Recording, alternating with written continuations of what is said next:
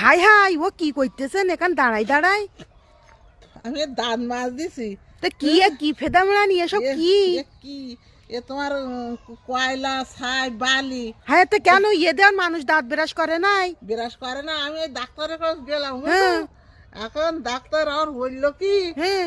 যে এই 1500 টাকার ওষুধ লাগবে, আর একটা মাজন নিয়ে অন্তত 1000 টাকা পড়বে। তাই হ্যাঁ। চিন্তা ভাবনা করলাম, সেই তো আমি তোমার ছাই দিয়ে বালি দিয়ে দাঁত মাজি, হ্যাঁ। তা হাঁড়ি কুড়ি মাজি, তা পরিষ্কার হয়। তাই চিন্তা করলাম অত টাকা আমার কাছ তো নিয়ে আমি ওষুধ কেনা টাকা নিই, তাই আমি এই ছাই বালি কয়লা দিয়ে তো বেরাস করতে। সর্বনাশ কই রে, হাড়ি এই জিনিস হাড়ি পাতিল পরিষ্কার হয় জানি, তাই বলে দাঁত পরিষ্কার হবে? দাঁত এখন ঝকঝক করেন, একটু ওই যে দেখো আয়নাতে দেখো না, একবার ঝকঝক করবে না। ও আপনিই পারেন, আমরা পারিনি।